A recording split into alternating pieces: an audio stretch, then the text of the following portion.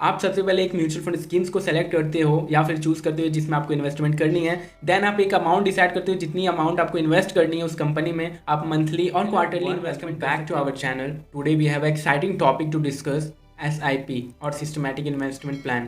Whether you are a beginner, intermediate or expert investor, understanding SIP is a crucial for your financial journey. So let's dive right in. So now let's discuss what is SIP. SIP stands for Systematic Investment Plan. In simple terms, SIP एक disciplined approach है mutual fund में investment करने का।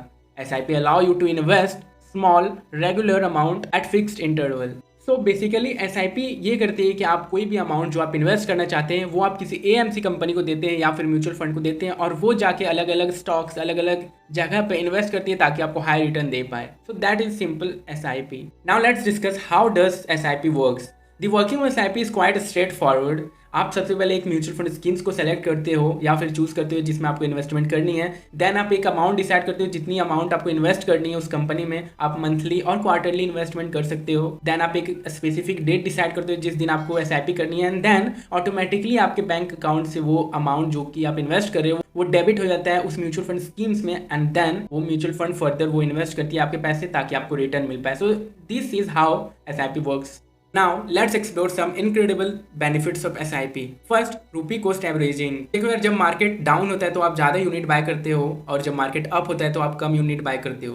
तो जब भी आप market में पैसे लगाते हो तो इसमें इन्वेस्टर को फ़ायदा हो रहा होता है और वो फ़ायदा ये है कि जब मार्केट डाउन हो या फिर अप हो आपको हमेशा प्रॉफिट मिल रहा होता है, आपको अच्छी रिटर्न मिल रही होती है और आपका कोई नुकसान नहीं होता।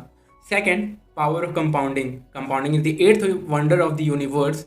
SIP allow your money to grow exponentially over time.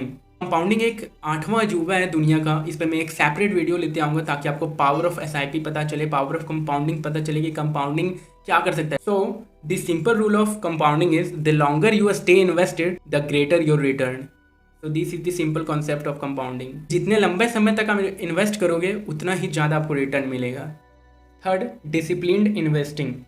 क्योंकि आप SIP कर रहे होते हो तो आप एक रेगुलर इंटरवल पे आप पैसे को इन्वेस्ट करते हो क्योंकि आपने एक पर्टिकुलर डेट डिफाइन किया था कि मैं इस डेट को SIP करूंगा। इससे आप अपनी फाइनेंशियल गोल को रीच कर सकते हो और ये आपको एक डिसिप्लिन इन्वेस्टर बनाता है क्योंकि आपने डिसाइड किया था कि मैं इस स्पेसिफिक डेट पे मैं SIP करूंगा, चाहे वो मंथली हो गया चाहे वो क्वार्टरली हो गया, राइट। तो इससे SIP का फ़ायदा ये भी है कि आपको एक डिसिप्लिन इन्वेस्टर बनाती है जो कि एक बहुत बड़ा रोल प्ले करती है। Lastly the fourth benefit is affordability. क्योंकि आप SIP में एक स्मॉल अमाउंट का इन्वेस्ट कर रहे होते हो तो इसका ये भी एक फ़ायदा है कि जिनके पास ज़्यादा मनी नहीं है या फिर जिनका ज़्यादा सैलरी नहीं है वो इन्वेस्टिंग में आना चाहते हैं तो वो अपनी शुरुआत SIP से कर सकते हैं। क्योंकि आप SIP आप 100 से भी कर सकते हो, 200 से भी स्टार्ट कर सकते हो, 500 से भी कर सकते हो और 1000 से भी कर सकते हो। तो इट्स अप टू यू। तो SIP एक ये बेनिफिट दे देता है कि आप एक स्मॉल अमाउंट से आप इन्वेस्टिंग जर्नी अपना शुरू कर सकते हो। So SIP can be started with a small amount. So this is the biggest benefit of the SIP। Now let's explore the right way to choose SIP। First, identify your financial goal. जैसा कि मैंने आपको बताया था कि जितने लंबे समय तक आप इन्वेस्टमेंट करोगे उतना ही ज़्यादा आपको रिटर्न मिल रहा होगा। So first, identify your short-term and long-term financial goal. It could be anything like buying a car, buying a house, for children education and etc. ये किसी लिए भी हो सकता है। आप सबसे पहले आप ये आइडेंटिफाई करो कि आप क्यों इन्वेस्टिंग करना चाहते हो। Then second, risk appetite. Risk 3 तरह के होते हैं। फर्स्ट, एग्रेसिव में आपको हाई रिस्क हो रहा होता है बट आपको रिटर्न भी हाई मिल रहा होता है। सेकेंड, इंटरमीडिएट और मॉडरेट, जहाँ पे आपको मॉडरेट रिस्क लेना हो रहा होता है और मॉडरेट ही रिटर्न मिलता है। And lastly the third one is low risk, जहाँ पे आपको लो रिस्क लेना होता है और लो रिटर्न भी होता है। तो आप सबसे पहले आप आइडेंटिफाई करिए कि आपकी रिस्क एपिटाइट क्या है और आप किस में कंफर्टेबल हैं। अगर आप एग्रेसिव रिस्क लेना चाहते हैं तो आपको हाई रिटर्न मिल सकता है लेकिन आपको हाई रिस्क भी लेना होगा। तो आप सबसे पहले आप डिसाइड करिए कि आपकी रिस्क एपिटाइट क्या है, आप किस में कंफर्टेबल हैं।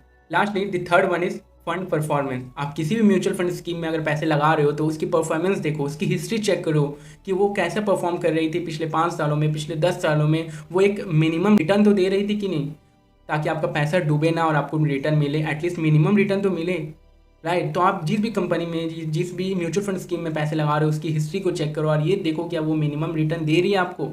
अगर वो नहीं दे रही है तो उस स्कीम में पैसे मत लगाओ। और ये भी देखो कि जितनी रिटर्न दे रही है आपकी फाइनेंशियल गोल उससे रीच हो रही है, और नहीं हो रही है तो उस स्कीम में पैसे मत लगाओ भाई। तो जिस भी म्यूचुअल फंड कंपनी में पैसे लगा रहे हो उस म्यूचुअल फंड कंपनी की परफॉर्मेंस को एनालाइज करो। Now let's discuss tips of SIP investing. First one is stay invested for the long term. तो देखो यार, एसआईपी में आप कितना अमाउंट डाल रहे हो वो उतना मैटर नहीं करता, लेकिन आप कितने समय तक डाल रहे हो, कितने समय तक पैसा इन्वेस्ट कर रहे हो वो ज़्यादा मैटर करता है। हाँ, अमाउंट तो मैटर करता ही है, बट आप जितने लंबे समय तक करते हो उतना ही ज़्यादा आपको रिटर्न मिल जाता है। तो ज़्यादा समय तक के लिए आप एसआईपी करें जिससे आपको ज़्यादा रिटर्न मिल रहा हो। Second one is diversification. देखो यार, आप कभी भी अपनी पूरी सैलरी या फिर पूरी इन्वेस्टमेंट एक कंपनी में मत करना, क्योंकि अगर एक कंपनी में करते हो और खुदा ना खास्ता कभी वो कंपनी गिर जाए या फिर कभी वो कंपनी लॉस में आ जाए तो आपका पूरा पैसा लॉस हो जाएगा और आपको कोई भी बेनिफिट नहीं हो रहा होगा। सो डाइवर्सिफाई और इन्वेस्टिंग, अब 2-3-4 कंपनी में इन्वेस्टमेंट करो ताकि अगर एक कंपनी गिर भी जाए या फिर लॉस में भी चली जाए तो कम से कम 3 से आपको फ़ायदा जरूर हो रहा हो। सो डाइवर्सिफाई करें अपनी इन्वेस्टिंग को। And there you have it, an in depth understanding of SIP, magic of disciplined investing. So SIP is a powerful tool to achieve your financial goal. जो भी आपका फाइनेंशियल गोल है उसके अचीव करने का एक बेस्ट वे है SIP। चाहे वो घर खरीदना हो, कार खरीदना हो या फिर बच्चों की एजुकेशन के लिए क्यों ना हो, एक बेस्ट वे है, एक बेस्ट ऑप्शन है, आप SIP करें। तो अगर ये वीडियो आपको यूजफुल लगा then don't forget to give this video a thumbs up. I will see you in the next video. Till then take care and happy investing.